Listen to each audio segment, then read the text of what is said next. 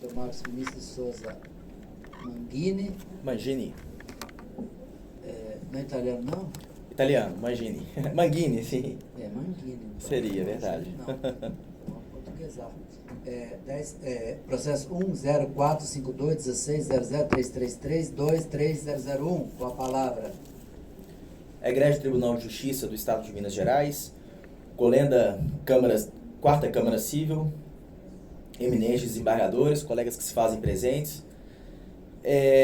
Excelências, no primeiro momento, numa fase embrionária da minha sustentação oral, eu gostaria de agradecê-los, né, por terem adiado a pauta, né, essa pauta, salvo engano, desse julgamento estava designada para o mês passado e por motivo de ter um processo na comarca, uma audiência na comarca de Nova Serrana, salvo melhor juízo, a procuradora, né, também parte, tá, dos autos em comento, pediu adiamento e Vossas Excelências, de maneira muito acertada, proferiram a decisão nesse viés, onde hoje eu posso me encontrar aqui para fazer a defesa dessa apelante, que também é advogada, mas também exerce uma outra função de dentista há muitos anos na comarca de Nova Serrana, né? Mas passando, né, transcendendo essa seara embrionária, nós vamos para uma preliminar de mérito, que seria a questão da hipossuficiência da hora apelante.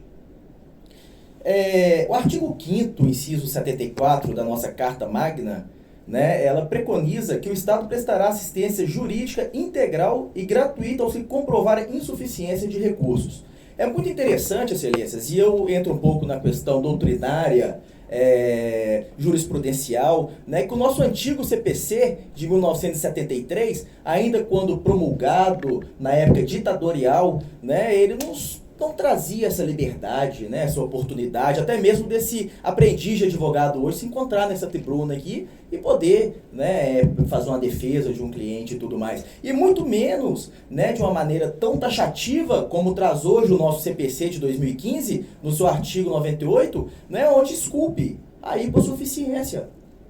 Né, que o Poder Judiciário deve guarnecer a todos o acesso à justiça, sendo isso convalidado como uma garantia constitucional, né, um princípio de um acesso à justiça, né, e eu gostaria de fazer a leitura para essa devida vênia, artigo 98, a pessoa natural ou jurídica, brasileira ou estrangeira, com insuficiência de recursos para pagar as custas, as despesas processuais e os honorários advocatícios, tem direito à gratuidade da justiça na forma da lei, né, todavia, em Nova Serrana, infelizmente, o meritíssimo Acó tem indeferido muito a hipossuficiência. Né? Eu sou militante, em especial, na área criminal na comarca de Nova Serrana, então a gente não depara muito com esse tipo de situação. Né? Talvez até o meu modo de falar aqui na tribuna seja um pouco diferente dos civilistas que me antecederam aqui, que, por sinal, todos estão de parabéns. Mas a gente deve se ater e muito a essa situação, né? Essa dificuldade de se acessar a justiça que nós estamos tendo em Nova Serrana e a condenação que a minha cliente, ora apelante, sofreu na sentença. Percebam, excelência, já entrando um pouco na questão de mérito do processo. Uma dentista chegar em seu escritório por volta das 8, 9 horas da manhã e de repente ela não ter luz. Fornecimento de energia elétrica por parte da CEMIG, uma fornecedora de serviços. Ou seja, não pairam dúvidas quanto ao quê? A aplicação do CDC, onde recai inicialmente artigo 6º, inciso 8, né, do qual eu também trouxe aqui à tona aqui, e faço questão também de fazer a leitura, né, a minha forma de agir em tribuna sempre é essa. Deixa eu só localizar aqui. Só um minuto, excelência. Só um minuto.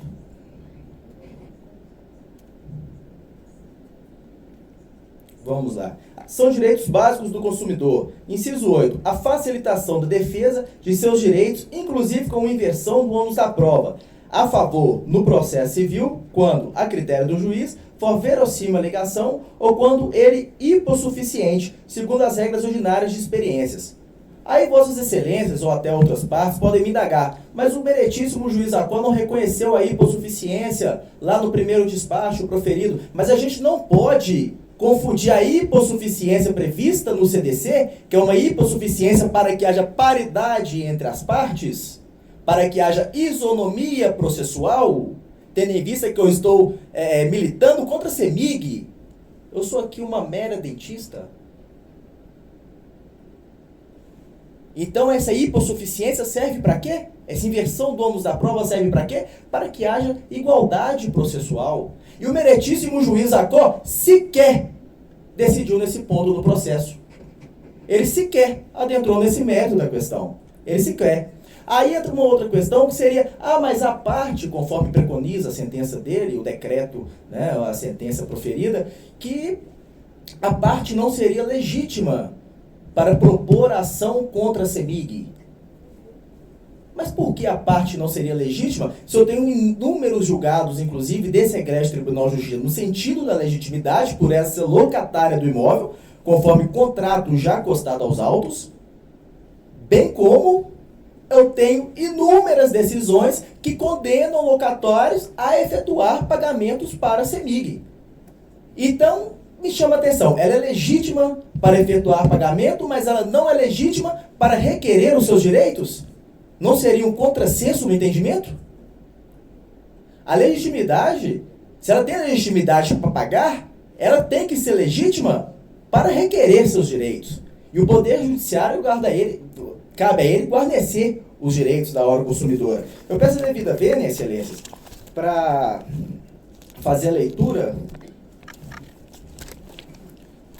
Eu vou fazer primeiro da sentença, e logo em seguida eu queria fazer de uma parte da sentença, claro, né? Abre aspas, abre aspas, a autora caberia comprovar os fatos constitutivos de seu direito, todavia deixou de acostar os autos qualquer documento que seja possível inferir que havia contratado fornecimento de energia elétrica com a ré.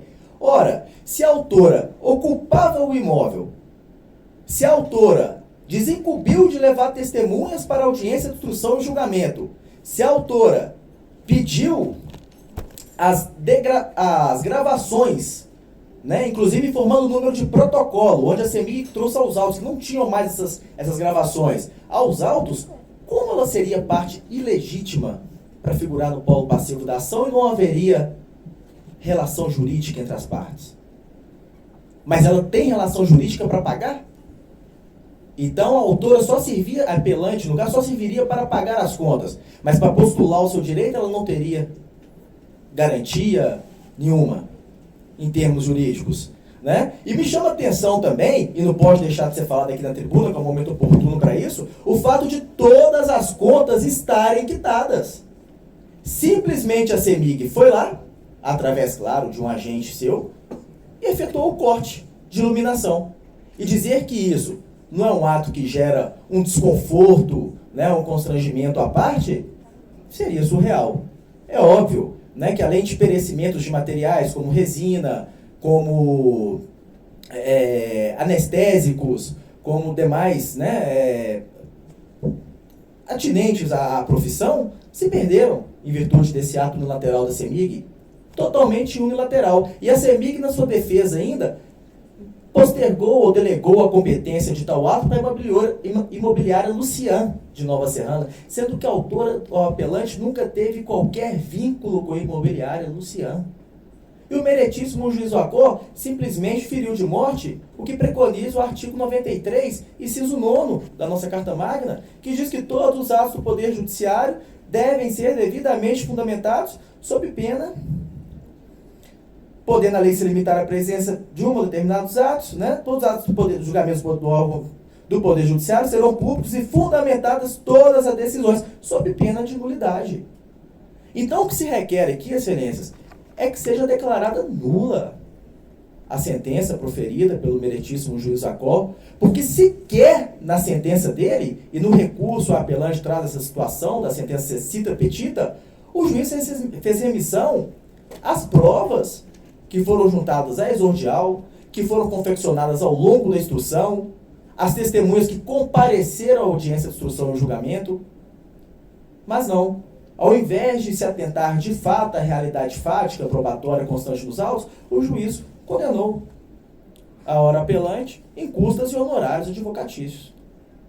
Então, o que espleiteia, né, esse procurador que representa hoje essa pessoa que certamente sofreu inúmeros, né, abalos em virtude da situação ora narrada, tanto ao longo do processo quanto agora em seja de sustentação oral, é que seja provido o recurso nesse viés, para que seja analisado, porque, dando moral ao artigo 186, agente, o dano e o nexo de causalidade. Entre o agente e o dano. O agente, a CEMIG, o dano, foram lá, interromperam a luz, cortaram a luz num ato unilateral, e o dano.